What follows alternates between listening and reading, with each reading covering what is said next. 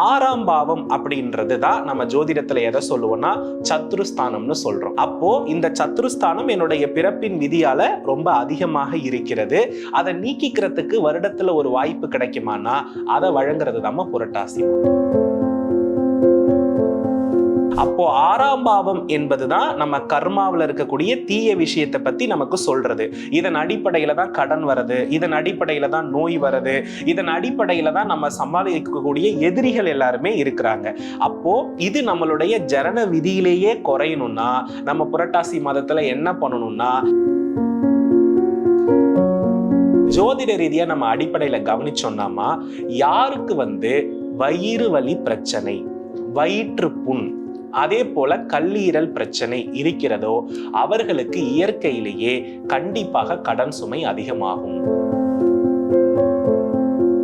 நம்ம வயிற்றுக்குள்ள அழுக்கும் வாயுவும் தேங்கி இருக்கும் பொழுது அதுவே நோயாக மாறுகிறது அப்படின்றத நம்ம என்ன பண்ணிக்கணும், இந்த இடத்துல புரிந்து கொள்ள வேண்டும். இந்த புரட்டாசி மாதத்தில் கீரைகளை முடிந்தவரை தவிர்த்தல் நன்று, அசைவ உணவுகளை முடிந்தவரை தவிர்த்தல் நன்று.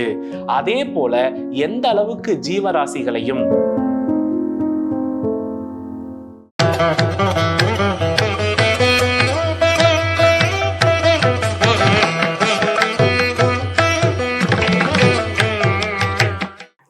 டிவி நேயர்களுக்கு வணக்கம். இன்னைக்கும் நம்ம பிரணவ வாஸ்து நிபுணர் நம்மளுடைய குருஜி டாக்டர் சிவகு சதீசீலன் சார் தான் மீட் பண்ண வந்திருக்கோம். நிறைய பதிவுகள் நேயர்களுக்காக அவர் கொடுக்க தயாரா இருக்காரு. குருஜி வணக்கம். ஸ்ரீ குருப்யோ நமஹா, ஸ்ரீ மாத்ரே நமஹா, ஓம் அகத்தீசாயி நமஹா. இறையடியார்கள் அனைவருக்கும் அன்பான வணக்கம். வணக்கம்மா. சரி, புரட்டாசி மாதத்துக்கு நிறைய சிறப்புகள் இருக்குன்னு நம்ம எல்லாருக்கும் தெரியும். ஆனா பொதுவா இந்த புரட்டாசி மாசம் அப்படின்னாலே அசைவத்தை குறைச்சிருங்க, சாப்பிடவே சாப்பிடாதீங்கம்பாங்க.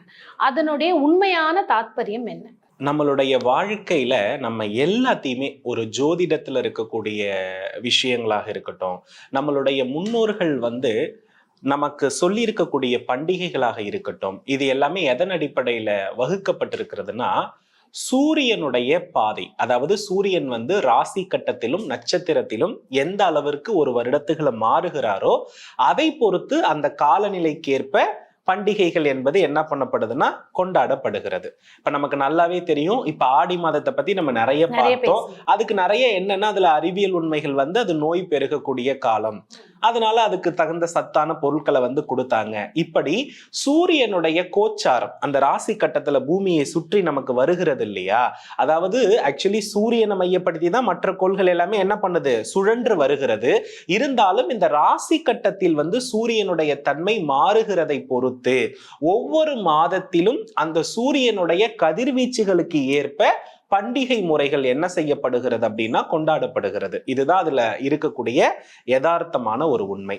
இப்ப சூரிய பகவான் எங்க இருக்கிறார் அப்படின்னு நம்ம கவனிச்சு பார்த்தோம்னா, இந்த புரட்டாசி மாதத்துல கன்னியா ராசியில இருக்கிறார். இதுக்கு பேரே கன்னியா மாதம் அப்படின்னு நம்ம என்ன பண்ணுவோம்னா சொல்லுகின்றோம். இப்போ மனித உடம்புக்கும் புரட்டாசி மாதத்துக்கும் என்ன சம்பந்தம் அப்படின்னு ஒரு கேள்வி நமக்கு வரலாம். அசைவ உணவை குறிக்கக்கூடிய கிரகம் அப்படின்னு யாருன்னு எடுத்துக்கிட்டோம்னா செவ்வாயும் ராகு பகவானும்.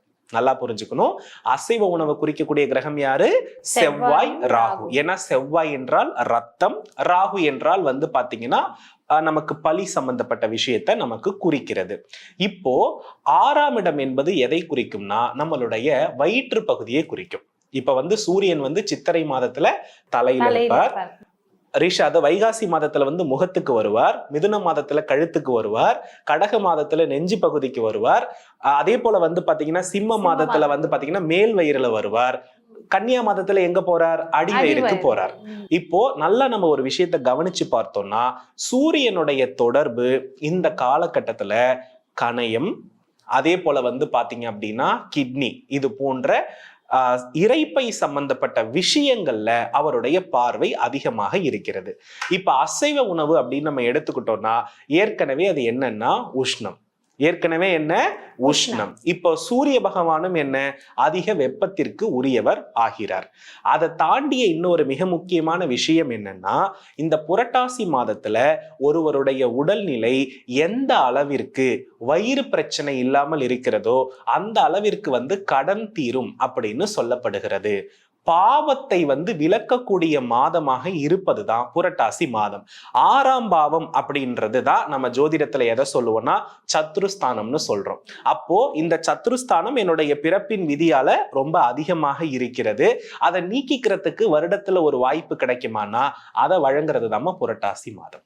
அப்ப என்னன்னா, ஒரு தனி மனித ஜாதகத்துல பலன்களுடைய வெற்றியை எந்த நாட்களுக்குள்ள நடக்கும், எப்ப செஞ்சா அந்த பரிகாரம் வெற்றி பெறும் என்பதை எதை வச்சு நம்ம முடிவு பண்றோம்னா சூரியனுடைய கோச்சார நிலையை வைத்தும் ஜாதகருக்கு எந்த அளவுக்கு சூரியன் ஃபேவரா இருக்காரு அப்படின்றத பொறுத்துதான். அப்ப 6ஆம் இடம் என்றாலே எதிரியை வெற்றி பெறக்கூடிய ஸ்தானம் அப்படின்னும் இதற்கு பெயராக இருக்கிறது.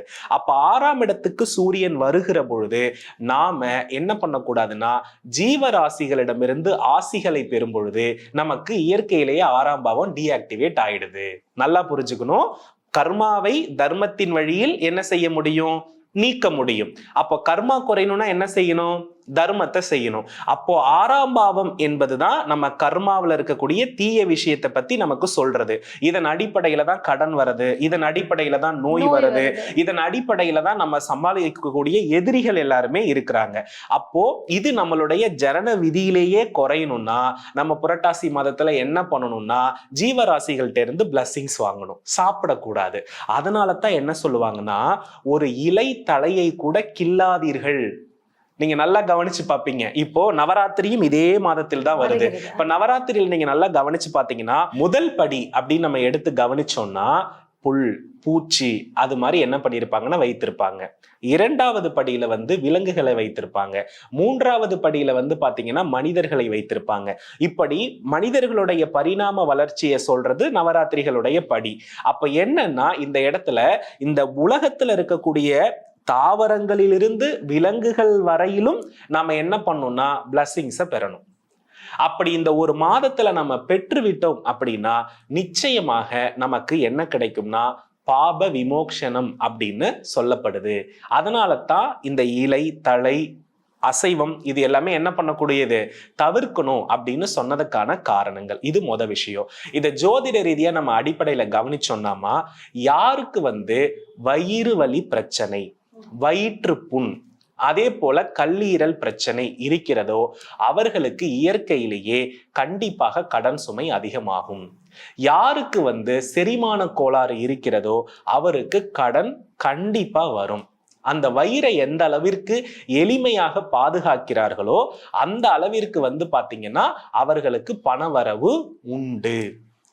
நம்ம சொல்லுவோம் இல்லையா, பெண்களை வந்து மெல்லிய இடை. இப்ப நீங்க எந்த தெய்வத்தினுடைய சாமுத்திரிக லட்சணமும் நீங்க பாத்தீங்கன்னா தெரியும், இடுக்கு பகுதி குறுகி தொடை பகுதியும் மேல் பகுதியும் விரிந்திருக்கும். அப்போ இடுப்பு பகுதி என்பது குறுகி இருக்க வேண்டிய ஒரு அங்கமாக சாமுத்திரிக லட்சணத்தில் நம்ம என்ன பண்றோம், வரையறுக்கிறோம். அப்போ நம்ம வயிற்றுக்குள்ள அழுக்கும் வாயுவும் தேங்கி இருக்கும் பொழுது அதுவே நோயாக மாறுகிறது அப்படின்றத நம்ம என்ன பண்ணிக்கணும், இந்த இடத்துல புரிந்து கொள்ள வேண்டும். அப்போ இந்த இடத்துல அசைவ உணவு அப்படின்றது செவ்வாயா, கோச்சாரத்துல சூரியன் கன்னி ராசியில இருக்காங்களா, இப்ப கிட்டத்தட்ட சூரியனும் செவ்வாயும் ஒரே உஷ்ணத்துக்குரிய கிரகம். இப்ப நம்ம அந்த இடத்துல நம்ம அதை சாப்பிடும் பொழுது என்ன ஆகும், கண்டிப்பா லூஸ் மோஷன் வரும், வயிறு பிரச்சனை வரும், வயிறு சீக்கிரமா இந்த கால சூழல்களால பாதிக்கப்படும். இதனால பணப்பிரச்சனை நிறைய ஏற்படுவதற்கு வாய்ப்புகள் உண்டு. சரி, அப்ப இதற்கு நம்மளுடைய இந்து தர்மம் எதை மையப்படுத்தி தீர்வு கொடுத்தது? இப்ப கன்னியா மாதம் அப்படின்னா புரட்டாசி பெருமாள். இப்ப பெருமாள் கோவில்ல கொடுக்கக்கூடிய துளசி தீர்த்தம் எதன் அடிப்படையிலனா செரிமானத்தை அதிகப்படுத்த. நீங்க நல்லா கவனிச்சு பார்த்தா தெரியும், புரட்டாசி மாதம் பெருமாள் கோவில் போகும் பொழுது 2 விஷயம் மறக்காம நடக்கும். பெருமாளை போய் நல்லா சேவிப்போம். துளசிக்கு வந்து மகத்துவம் எப்போதுமே என்ன பண்ணும்னா இருந்து கொண்டிருக்கும்.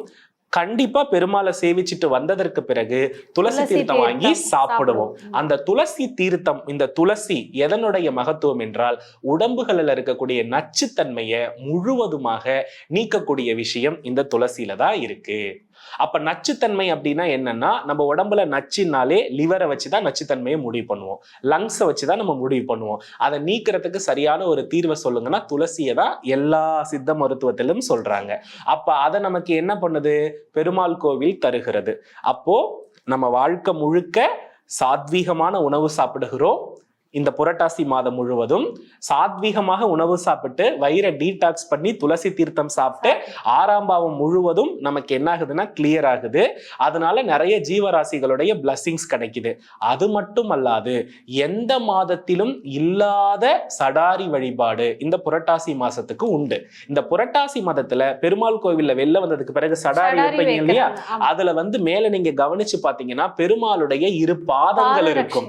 அந்த பாதங்கள் நம் தலையில் வைக்கின்ற பொழுது நம் பாப விமோக்ஷனம். ஏன்னா தலை என்பது பிறப்பு, தலை என்பது விதி, தலை என்பது லக்னம். அப்போ ஒவ்வொரு முறையும் நம்ம சடாரி தலையில வைக்க வைக்க கட்டாயமா நம்மளுடைய தலை விதி மாறுகிறது என்று பொருள். அப்ப நம்ம நல்லா கவனிச்சு பார்த்துக்கணும். இந்த புரட்டாசி மாதத்தில் கீரைகளை முடிந்தவரை தவிர்த்தல் நன்று. அசைவ உணவுகளை முடிந்தவரை தவிர்த்தல் நன்று. அதே போல எந்த அளவுக்கு ஜீவராசிகளையும், எந்த அளவுக்கு செடி கொடிகளையும், எந்த அளவுக்கு மரங்களையும் நீங்கள் நட்டு ஜீவராசிகளிடமிருந்து பிளஸிங்ஸ் பெறுகிறீர்களோ அந்த அளவுக்கு உங்க 6ஆம் பாவம் வலுவிழந்து உங்களுடைய 5ஆம் பாவம் வலுவாகும். 6ஆம் பாவம் வலுவிழக்குதுனாலே 5ஆம் பாவம் வலுவாகுதுன்னு அர்த்தம். புரியுதுங்களா? அப்ப 6ஆம் பாவத்தை வலுவிழக்கிற செய்யற விஷயம்தான் குலதெய்வ வழிபாடு. இந்த 5ஆம் பாவம் தான் பூர்வ புண்ணியம். அப்போ 5ஆம் பாவம் என்பதுதான் தலைமுறை, 5ஆம் பாவம் என்பதுதான் நமக்கு பேர குழந்தைங்க, எல்லாத்த பத்தியுமே சொல்றது. அப்போ இந்த பெருமாளை நாம் வழிபட வழிபட பெருமாளுடைய உலகம், காலபுருஷனே பெருமாள் தான், இந்த பூமியே அவருடைய வடிவாகத்தான் சொல்லப்படுகிறது. அப்போ நம்ம புரட்டாசி மாதம் வழிபடுவதை விட எந்த ஜீவராசிகளுக்கும் இன்னல் இல்லாமல் இருந்தால் ஓரளவுக்கு நம் 6ஆம் பாவத்தை நிச்சயமா டீஆக்டிவேட் பண்ணி 5ஆம் பாவத்தை ஆக்டிவேட் பண்ணக்கூடிய அளவுக்கு ஒரு வாய்ப்பு கிடைக்கிறது. சோ இந்த நாட்கள்ல புரட்டாசி மாதமே நம்ம என்ன பண்ணலாம்னா தாராளமா பெருமாளை வழிபடலாம், சடாரி வைத்துக் கொள்ளலாம், துளசி தீர்த்தம் சாப்பிடலாம். மிகப்பெரிய புத்துணர்ச்சி நிலை இதன் மூலம் ஒரு மனிதனுக்கு கிடைத்து கடன் சுமை உறுதியாக நீங்கும் என்பதும், லக்ஷ்மி முழுவதுவாக நம்மை சேருகிறாள் என்பதும் அதனுடைய யதார்த்த உண்மையாகிறது. அருமை அருமை. ஏன்னா இந்த அசைவ உணவு சாப்பிடுறதுன்றது எல்லா மதத்திலயுமே எல்லாரும் செய்யக்கூடியவங்க. ஆனா இந்த புரட்டாசியில அவங்களே அதை தவிர்த்துடுவாங்க. சில பேருக்கு அதற்கு கரெக்டான காரணங்கள் தெரியும், சில பேருக்கு ஏதோ பெரியவங்க சொல்றாங்க அப்படியே நம்ம கடைப்பிடிச்சிட்டு வரோம்னு. இன்னைக்கு இந்த பதிவு பார்க்கும்போது எல்லாருக்குமே ஒரு தெளிவு கிடைச்சிருக்கும். இனிமே அதை செய்யக்கூடாது அப்படின்னும், தன்னுடைய உடம்பை எப்படி சரி செஞ்சுக்கணும் அந்த மாதம் முழுக்க. அதாவது நல்லா புரிஞ்சுக்கணும், ஒரு மனிதன் எப்பெல்லாம் வயிறு பிரச்சனை இருக்கிறதோ அதை விட அவருக்கு வேற எந்த கடன் சுமையும் வேண்டாம். இன்னைக்கு பாதி பேர் கம்ப்ளைண்ட் என்ன இருக்குன்னா, மூச்சு விட முடியல, ஏப்பம் எதிர்த்துக்கிட்டு வருது. இதுதான். நல்லா நீங்க கவனிச்சு பாருங்க, வயிறு புண்ணு இருந்தா வாயில் வெளிப்படுமா வெளிப்படாதா? அப்ப வாய் தானே 2ஆம் பாவம். இப்ப மகாலட்சுமிக்கு பூஜை பண்ணும் பொழுது நல்ல வாசனை உள்ளதை போட்டுக்கிட்டு பண்ணுங்கன்னு சொல்றதுக்கு காரணம் 2ஆம் பாவம் வாசனையா இருந்தாதான் அங்க என்ன வேலை செய்யும், பணமே வரும். அப்ப 2ஆம் பாவத்தோட அடுத்த கனெக்டே வயிறுல தான் இருக்கு. அந்த வயிறு டீஆக்டிவேட்டா இருந்துச்சுன்னா உங்க அன்றாட வருமானம் உங்களுக்கு இல்லைன்னு முடிவு பண்ணிக்கோங்க. அதனால வயிறை கரெக்டா ஃபாலோ பண்ணுங்க.